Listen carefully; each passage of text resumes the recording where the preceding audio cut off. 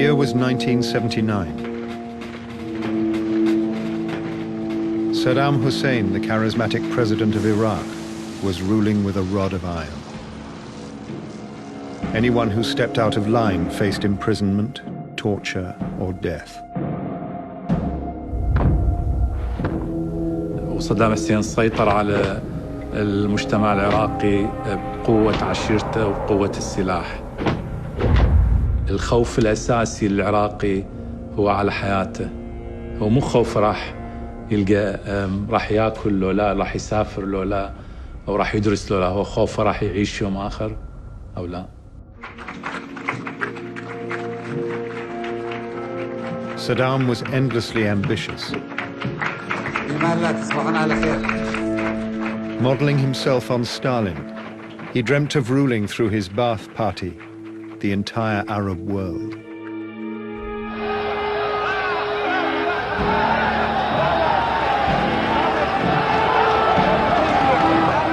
Across the border, Iran was undergoing an Islamic Revolution. At its head was someone every bit as charismatic, ambitious, and ruthless as Saddam. Ayatollah Ruhollah Khomeini. His people were in awe of him.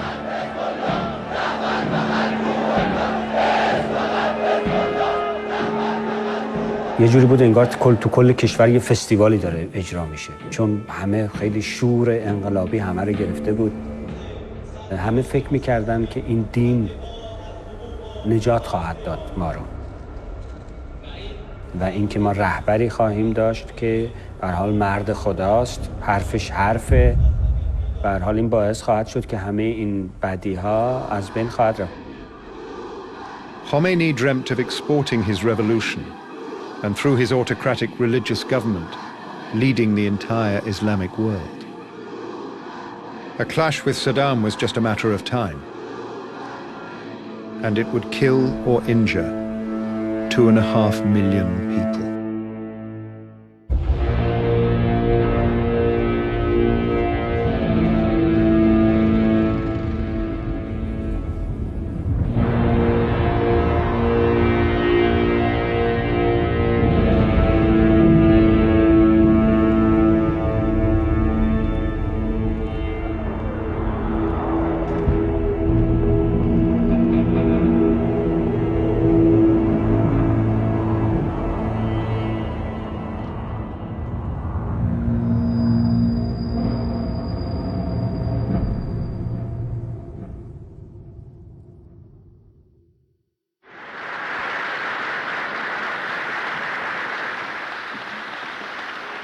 Saddam Hussein had spent his life scheming and murdering his way to the top.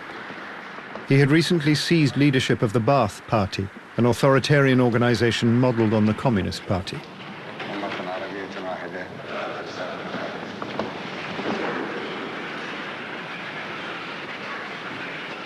After Saddam declared himself president, he announced to Ba'ath Party officials that there had been a plot against him.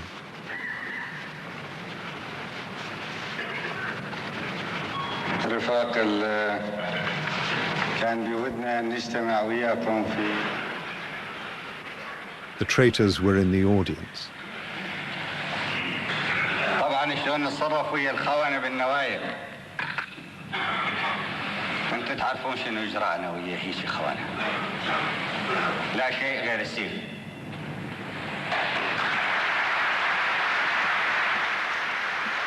He'd made it all up, but the fiction would serve his purpose. سلمان داوود نجرس وليد صالح محمد غازي إبراهيم أيوب. He announced the so-called traitors and ordered them to leave the auditorium. أحمد إبراهيم صالح محمد مناف الياسين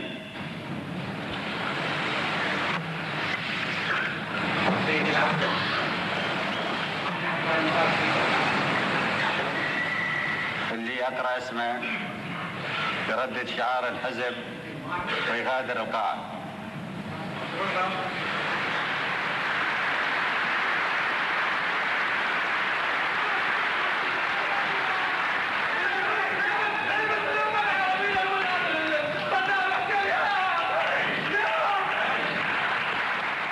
21 men were executed.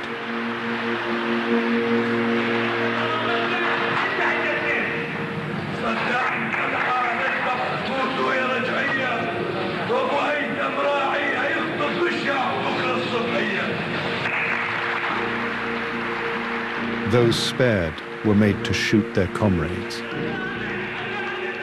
This was rule by fear.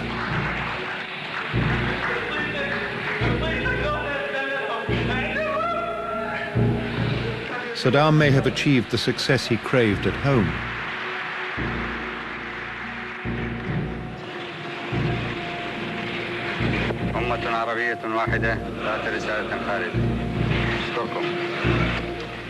But he'd recently made a fateful enemy abroad.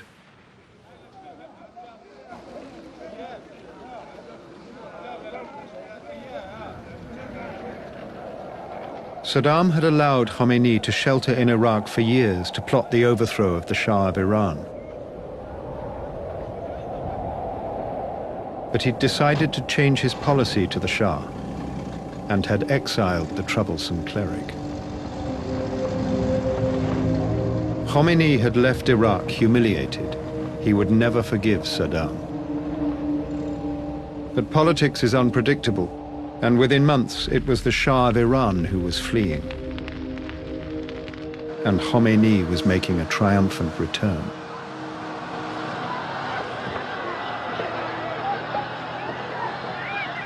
ما باید از همه طبقات ملت تشکر کنیم که این پیروزی تا اینجا به واسطه وحدت کلمه بوده است. وحدت کلمه مسلمین همه. Khomeini was the father of the revolution.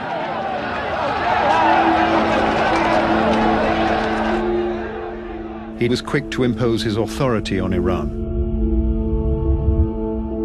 First, he hunted down supporters of the Shah's regime, like members of the hated secret police, Savak.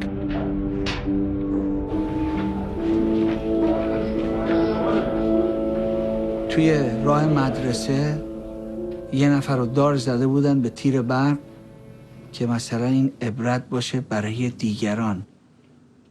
جرم اون بیچاره فقط این بود که کارمند ساواک بود.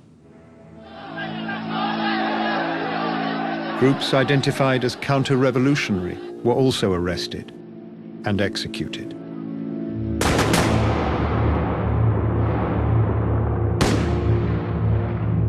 Khomeini blamed much of this opposition on America.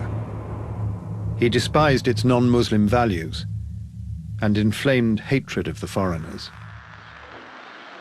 شیطان بزرگ که آمریکاست شیاطین را با فریاد دور خودش دارد جمع می‌کند.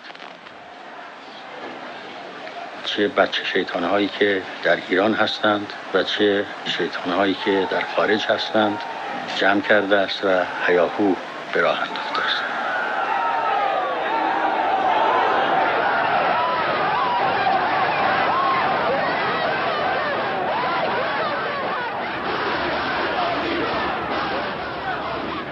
To further secure the revolution, the government decided to marshal its supporters. They dreamed of a fanatically loyal volunteer army, 20 million strong.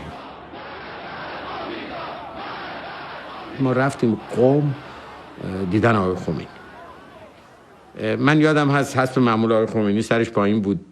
توضیح دادیم، گزارش دادیم که یک همچین فکری شده، این مثلا از کودتا جلوگیری میکنه، این مردم رو متشکل میکنه، انقلاب اگه از خارج حمله‌ای بشه. گل از گل آقای خمینی شکفت. There was no shortage of volunteers.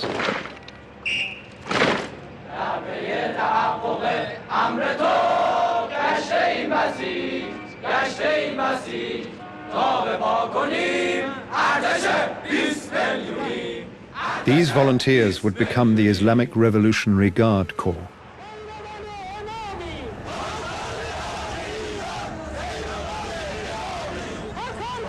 But Khomeini didn't just want to protect the revolution.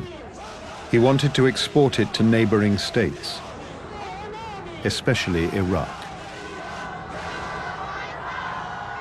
شخص آقای خمینی آدمی نبود که اگه کسی در حقش کاری بکنه یادش بره. و اینی که صدام به هر حال دستور داده بود و او رو از کشور عراق بیرون کرده بودن توی تصمیمات آقای خمینی مؤثر بود.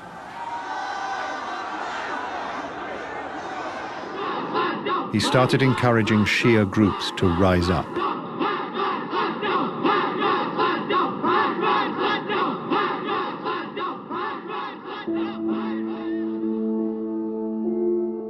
In Iraq, Saddam could see the danger. He warned Iraqis on state television. إن النجاح الذي حققته الأمة العربية بإرادتها الحرة تهدده الآن أوضاع ليست من صنعها بل فرضت عليها من إيران. When Iranian groups started a terrorist campaign, Saddam promised revenge. في أرض الرافدين إن الدماء الطاهرة التي سالت في جامعة المستنصرية لن تذهب السدى. Hundreds of suspected supporters of Iran were tortured and executed.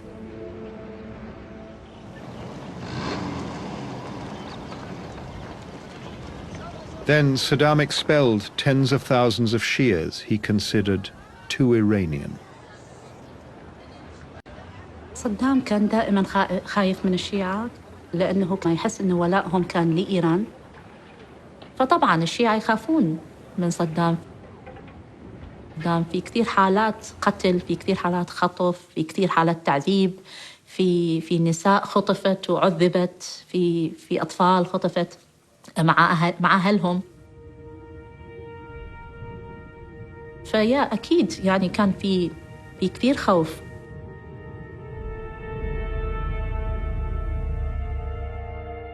But Saddam was still worried that Iran wouldn't back off. It is believed that he secretly gave support to Iranian military officers planning to overthrow Khomeini. They were confident that they could take advantage of a new and growing unrest in Tehran. A year after Khomeini's triumphant return, his faction of the revolution was clashing violently with rival groups.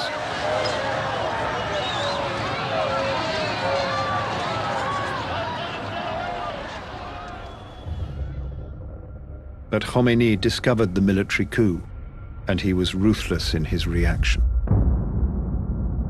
He ordered a purge of the armed forces' senior officers.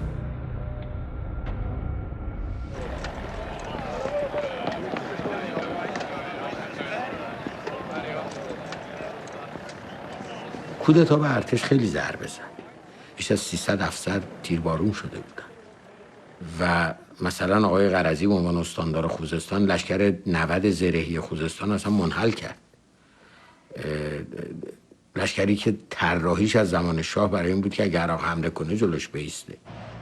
Khomeini had stifled the coup, but in purging the armed forces, he was playing into Saddam's hands.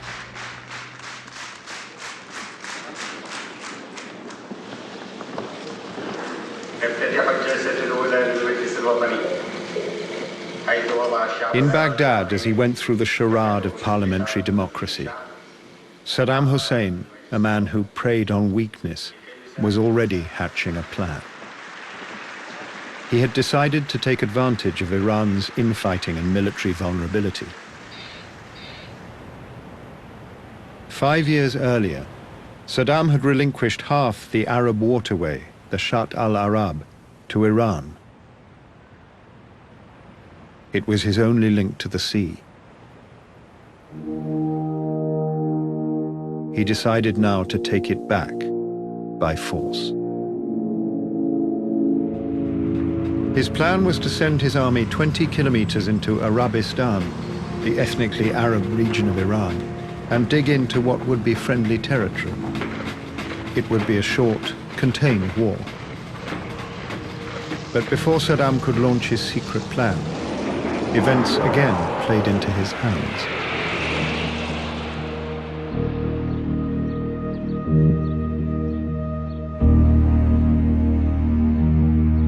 Iran began shelling Iraqi border towns.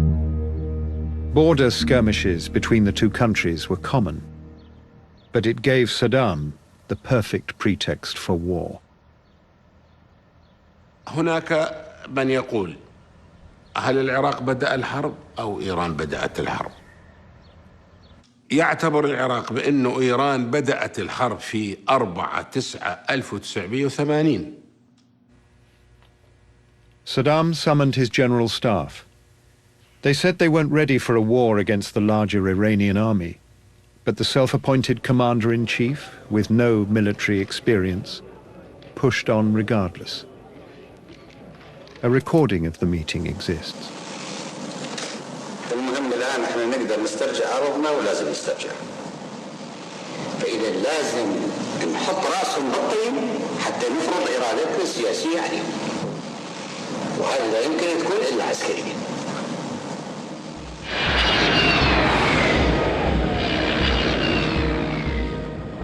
At midday on September the 22nd, 1980, Saddam ordered 200 fighter bombers into Iraq. His tanks rolled east.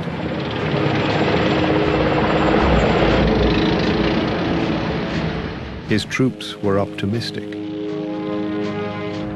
البلد علمني ودربني ورباني لكي يدافع عنه، والحرب كما نظرنا إليها كانت حرب يعني شريفة وعادلة. نحن كنا نريد، كل الذي كنا نريده هو إبعاد الشر الإيراني عن حدود العراق. Iraqis compared the war to the ancient battle of Qadisiyah between Muslim Arabs and infidel Persians.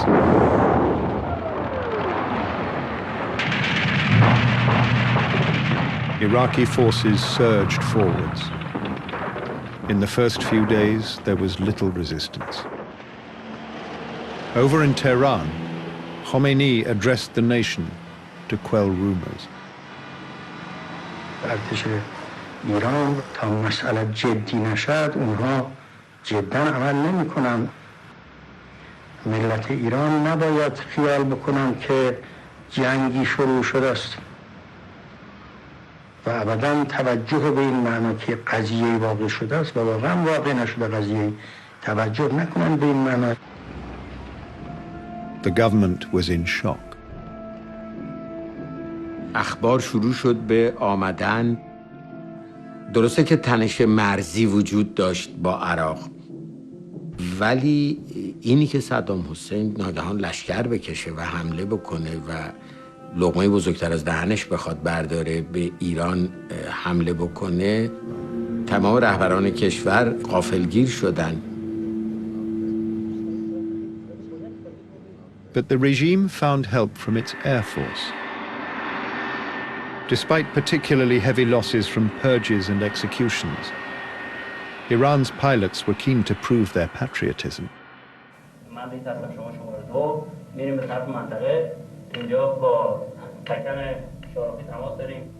Key targets in Iraq were selected for counterattack.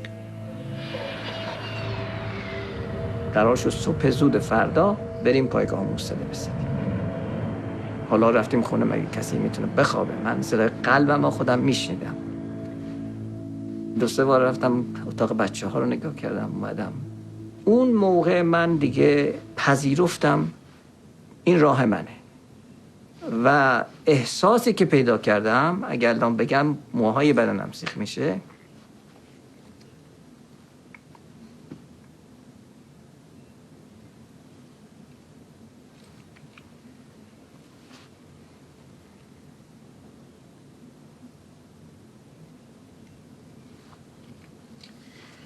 و اگر اسم یه سرباز رو بذارید به معنای واقعی ببخشید به معنای واقعی سر دادن، و من همون سرباز بودم.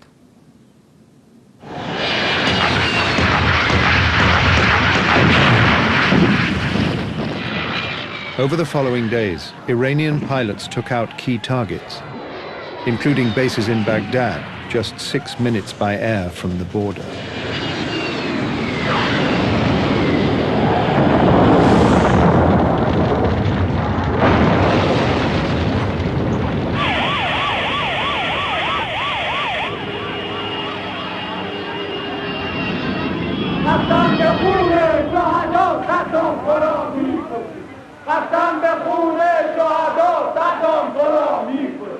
Within days, Iranians right across the country were beginning to unite against the threat posed by Saddam. The country was not splintering into civil war as Saddam had predicted.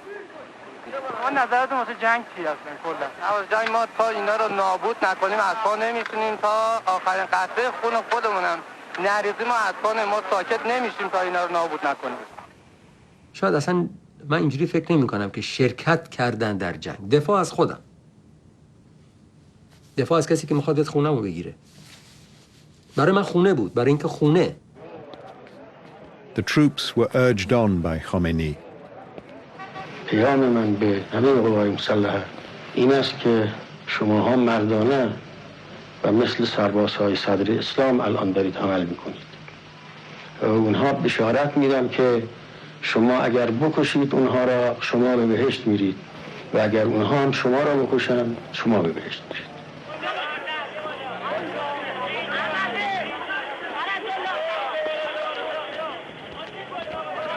Volunteers poured in to join the Revolutionary Guard. They had no experience of war and no command structure, but they had endless zeal.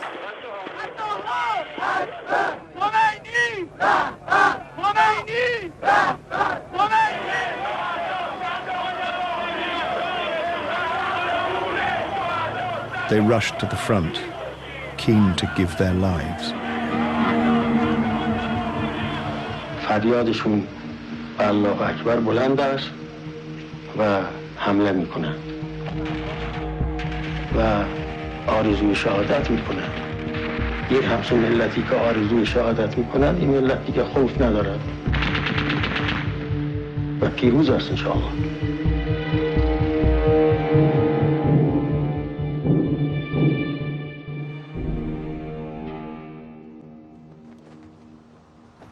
It was soon clear to the world that the conflict wouldn't be a short-lived border dispute.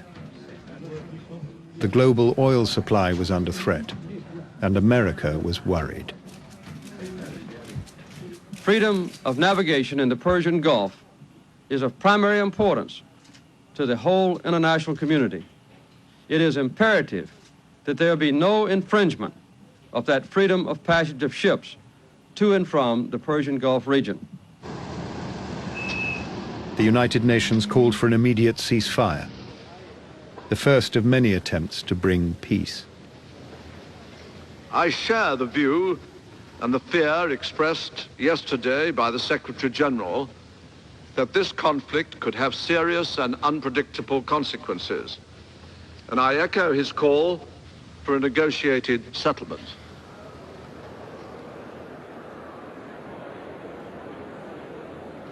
Saddam indicated that he was prepared to accept the ceasefire if Iran recognized Iraqi sovereignty over the Shat al-Arab. But Khomeini announced that he was totally opposed to any talk of negotiations. Saddam Hussein دستش رو دراز کرده برای اینکه با ما مصالحه کند. ما با اون مصالحه نداریم. یک آدمی است که کافر است، یک آدمی است که فاسد است، مفسد است و مفسد را ما نمیتونیم باش مصالحه کنیم. ما تا آخر با اونها جنگ خواهیم کرد و انشاءالله تعالی پیروز خواهیم شد. By now it was clear that Saddam's invasion was not the pushover he'd expected. To increase pressure on Iran, he focused on taking the oil refinery town of Abadan, vital to the Iranian economy. But his men had to capture the neighbouring city of Khorramshahr first, and they were already meeting serious resistance.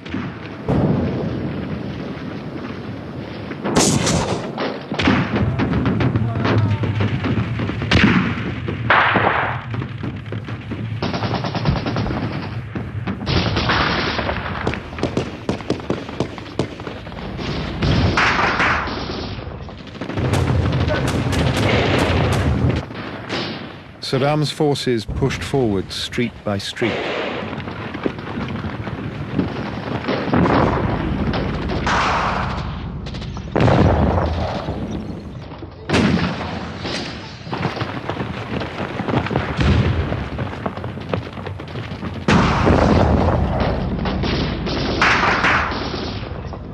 finally, they gained control over Khorramshahr's docks and port.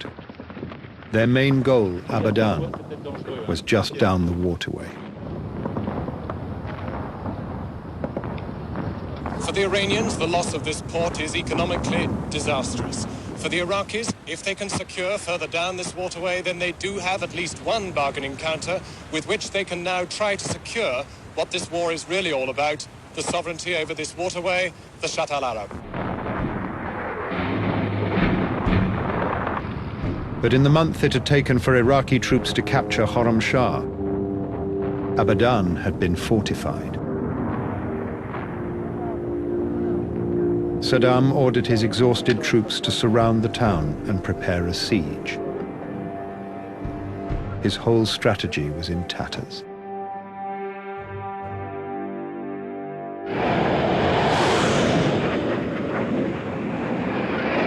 Iran now took the initiative. It attacked Iraq's valuable offshore oil rigs. Spurred on by patriotism, its troops were also having success on the front line. حدود 20 روزه که در این منطقه هستیم. از روزی که اومدیم خوشبختانه عملیاتمون خیلی موفقیت آمیز بوده. تونستیم این بعثی‌های مزدور رو حدود 30 کیلومتر از این منطقه به عقب برونیم، چون شب و روز ما درگیر هستیم با این دشمن. اشتباه می‌بینید همه جان بر کف و آماده هر گونه اجرای مأموریت هستیم.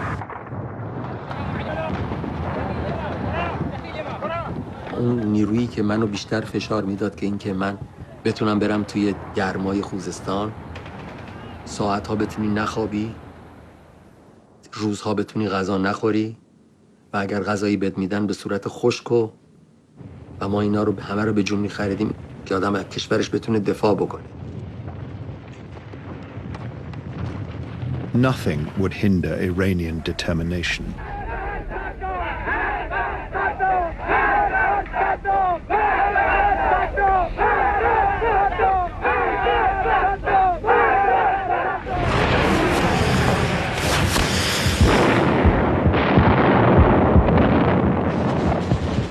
Four months into the war, and Iran now launched a major counterattack to break the siege of Abadan and expel the Iraqis from their territory. The attack began well.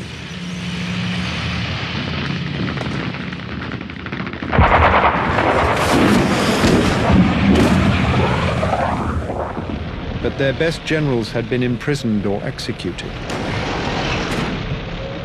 and their main tank column was sent into an ambush.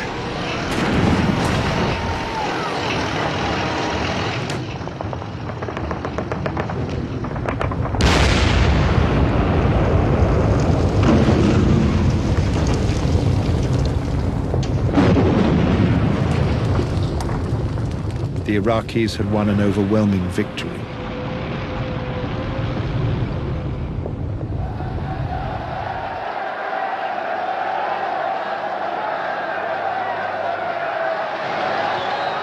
Saddam Hussein urged his people to remain resolute in the face of a war he argued had been started by Iran. إنه كيف يستطيع صدام حسين أن يطلق مثل هذا التصريح ويعتقد أن شعب صغير تعداد 14 مليون قادر على أن يقف بوجه جيش دولة كبرى فيما لو أرادت الاعتداء على العراق.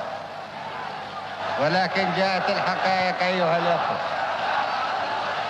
أن الشعب العراقي عظيم اليوم مثلما هو عظيم على مر التاريخ.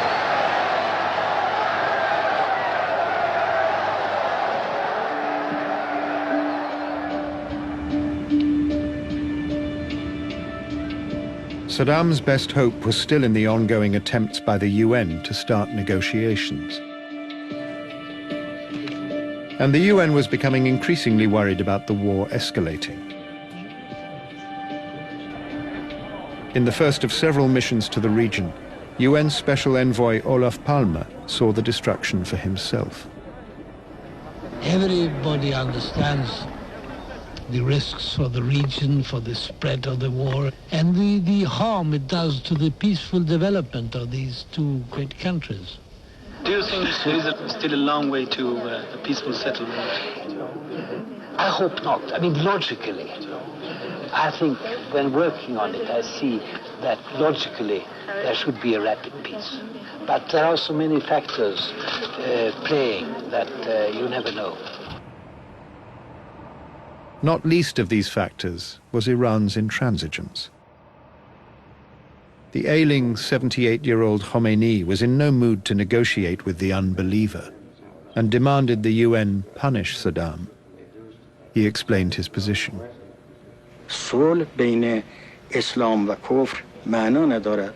هیچ مسلمی نباید خیال کند که بین اسلام و مسلم، بین غیر اسلام و غیر مسلم باید صلح ایجاد بشد.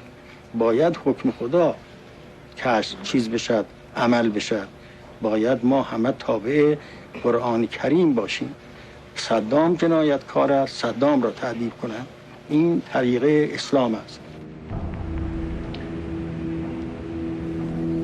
But Saddam had a backup plan. With French help, he was building a nuclear reactor, Iraq, and it was nearing completion. Saddam made little secret of what it was for, as he'd even admitted to a journalist. This agreement with France is the first concrete step towards the production of the Arab atomic weapon. The French were prepared to look the other way. The nuclear affair would cause immense nervousness. It wasn't an ordinary research reactor. Iraq was fueled with highly enriched uranium, which in itself was sort of unusual by that time. Now, highly enriched uranium is uranium you can practically use directly to produce a nuclear weapon. France was making a pragmatic calculation. They knew they were dealing with a dangerous and unpredictable tyrant. About Saddam, the person, the French had absolutely no illusions. But of course, such considerations are not the primary considerations when you're making your strategic and military choices. The Iraqis were paying top money. In effect, the Iraqis were subsidizing our own national defense effort. But unexpectedly, Saddam's hopes to use nuclear weapons to end the war were dashed.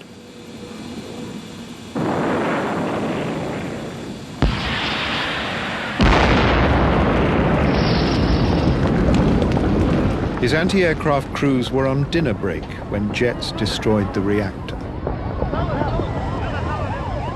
The attacker was Israel, supported by Iranian intelligence. Saddam had made threats previously to annihilate Israel, and this had provoked the raid. The president was furious. He executed the commander responsible for the anti-aircraft units.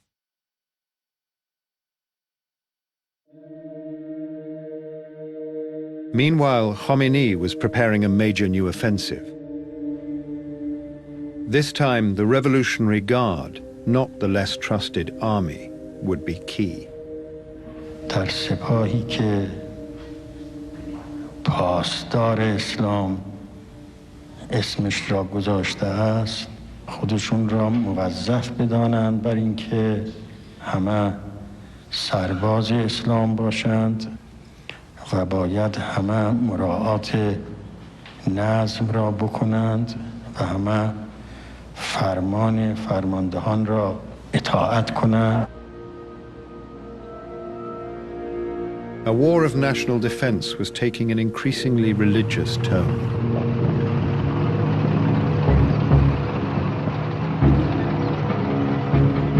The Revolutionary Guard were fueled by fanaticism and a desire for martyrdom. Their units joined the main army and together moved to the Abadan front.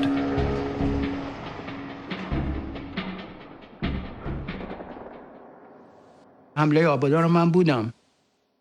ساعت 2 3 4 صبح که میگن حمله شروع شد، خب دیگه کسی منتظری هیچی نیست دیگه، هر کسی باید بره دیگه، حالا هر چی تو دستش از هر کاری که باید بکنه میره. یا روی مین میرن یا روی تپه میرن، خلاصه یا اینکه مثلا میدونم اسلحه داشتشون حمله میکنن، با اسلحه بدون اسلحه با مشت، خلاصه همه میرن توی چیز دیگه، توی این عملیات شرکت میکنن.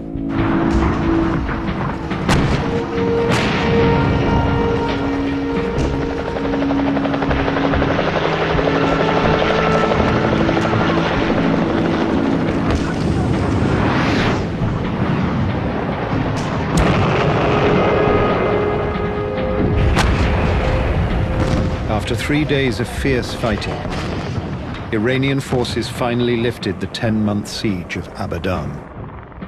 Khomeini had prayed for success, and his men had delivered it. Iranian forces now started preparing a series of offensives to dislodge the Iraqi army altogether.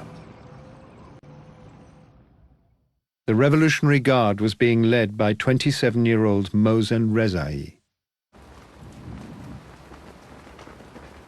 مردم ما شاهد پیروزی‌های متوالی و پی در پی نیروهای اسلام، برادران ارتش، سپاه، نیروهای انتظامی و نیروهای مردمی هستند و انشاءالله در هفته‌های آینده و در روزهای آینده در سراسر جبهه‌ها مردم ما خواهند دید که چگونه این عراقی‌ها و رژیم امریکاست که مأیوسانه از جنگ عقب نشینی خواهد کرد.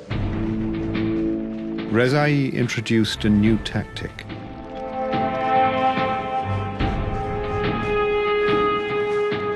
The plan was to use mass infantry assaults to draw enemy fire. The soldiers were little more than cannon fodder.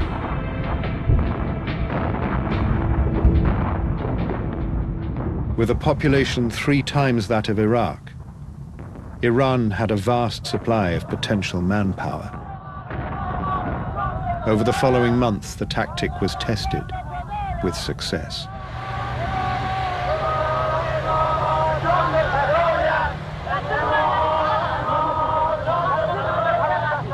بسیاری عملیات ها این جوانهای فداکار میرفتن و بر نمیگشتن، از اون میدونهای مین رد میشدن. خود بچه هایی که میرفتن جبهه گاهی به شوخی به هم دیگه میگفتن بسیجی یه بار مصرف. The generals in the regular army preferred a more considered strategy, but many ordinary soldiers were in awe of what they saw. برادرای سپاه بدون آتش پشتیبانی و بدون مهماتی که مصرف زیادی بکنیم حمله رو شروع کردن. در عرض نیم ساعت اول خاکریز اول سقوط کرد. من دیدم که این سپاه چجوری خودش رو به کشتن میداد به خاطر اینکه راه تانگو باز از میدان مین عبور میکرد، به خاطر اینکه نفرات پیاده بیان عبور بکنن.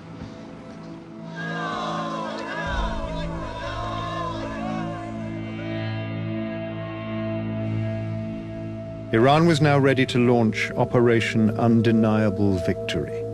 They hoped it would turn the war. و چون ما این اتاق به شدت کار داریم و الان هم عملیات شروع شده، برادرها تمام کسانی که کار اجرایی در این اتاق ندارن اینجا رو خالی میکنن. When the assault began, 100,000 men advanced towards the enemy lines.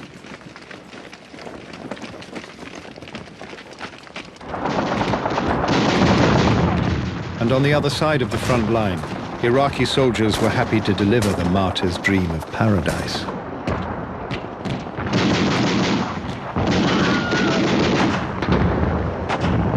The human waves were relentless, and Iraqi ammunition began to run out. Their lines began to crumble. After 6 days, Saddam ordered a retreat.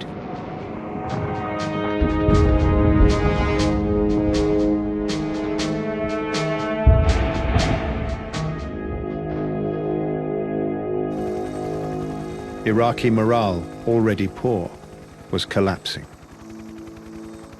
All Saddam had left to bargain with was the town of Khorramshahr. 18 months into the war, and Saddam now offered to abandon all his territorial claims and withdraw his troops from Iran, if they would, in turn, just respect Iraq's borders. Tehran didn't bother to respond. The leadership were preparing for a new and final assault.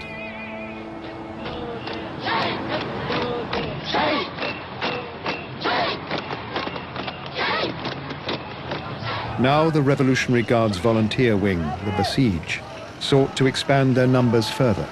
They formally offered the opportunity for martyrdom to a source of keen recruits, children. من وحید شریفی اکرامی قرار 14 سال دارم و مدت یه ماه نشده که اومده در جبهه مشغول خدمت. Khomeini had decreed that children could fight without their parents' permission.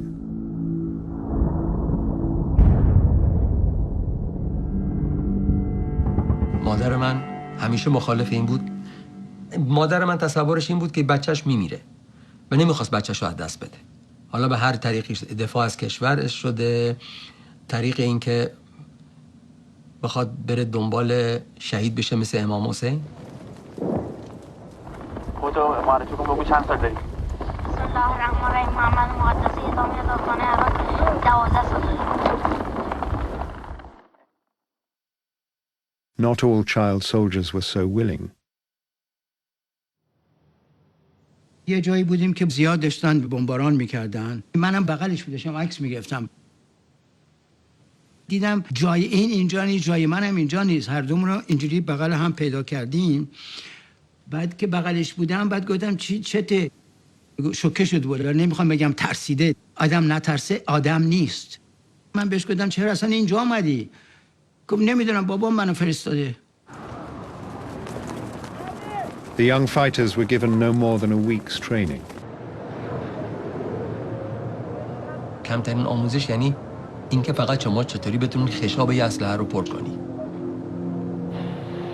و چطوری بتونی مسلحش کنی و اگر گیر کرد چطوری بتونی رفعش کنی. خیلی هاشون از جمله خودم حتی بلد نبودیم که چطوری اسلحه رو تمیز میکنی. The new recruits were now tasked with liberating Khorramshahr, Iraq's last major foothold in Iran. They faced a heavily entrenched Iraqi force. فجأة في ليلة مظلمة بدنا نسمع رمي من مسافات. تنوير القذائف هاي اللي الضوء تنشر الأضوية الاكتشافات.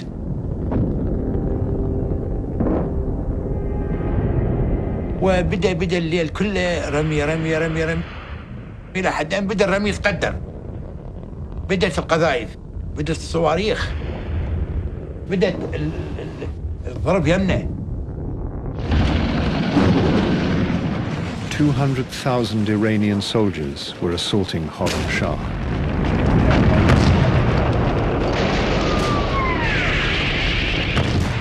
برخوردیم به میدون مین. گفت که یه عده داوطلب میخوایم که برن روی مین محور باز کنن. دست بلند کردن، یه عده روبوسی میکردن و یکی میگفت یا حسین، یکی میگفت یا مهدی. بند دلشون پاره میشد. صدای جیغ و صدای انفجار مخلوط میشد با هم دیگه. پسر بچه‌هایی که همسن سال خودم بودن رزمنده‌ای بودن که پشت خاکیز داشتن می‌جنگیدن. بعد تیر یا ترکش خورده بود، میگفت که برادر شهید شدن سخته. میگفتم که نه، خیلی راحته. چشماتو ببند، دستتو بده به من. دوست داری آخرین جمله رو چی بگی؟ دوست داری هر چی دوست داری بگو که من حرفاتو به مادرت انتقال میدم.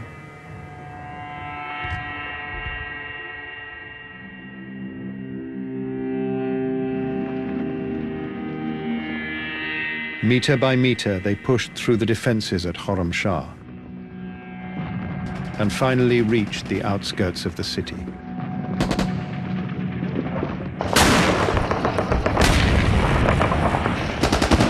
As the Iraqi defenses collapsed, they took thousands of prisoners.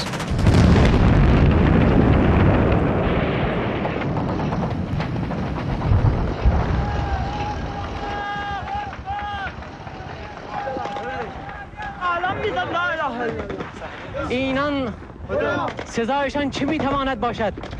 این متجاوزان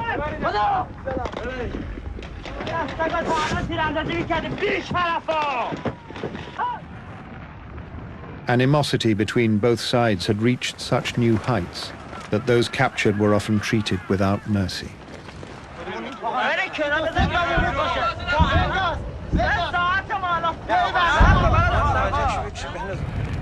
The POWs marched in captivity past scenes of total devastation. والمناظر اللي شفتها بالطريق ومال موته ما اعرف من عندهم او من عندنا ما ادري. جثث انسان من باب التفسيخ، يدين من هنا، رجل من هناك، راس من هنا، واحد مفروش بس مثل الصوره على الحائط، ايش قد ما الدبابات رايحه جايه عليه. تلقي في يده شو رسم فيها ما ادري، كانما يوم القيامه صارت. For Iranians, the victory at Khorramshahr signified the end of Iraqi occupation. جمع شدیم دم مسجد جامع، هممون همدیگه رو بغل میکردیم و ماچ میکردیم و گرفتن خرمشهر عزت از دست رفته ایرانیمون رو بهمون برگردوند.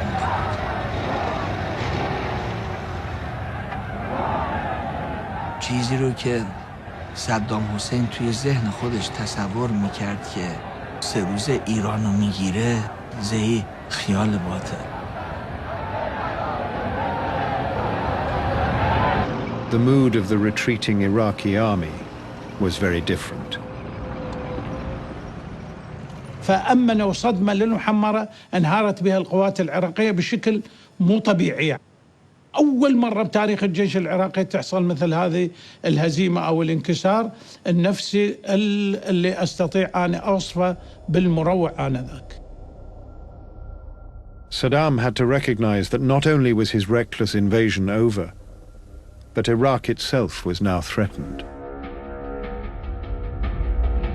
Khomeini and his advisors were already discussing how they might wreak God's punishment on Saddam and liberate the holy sites in Iraq, like Karbala.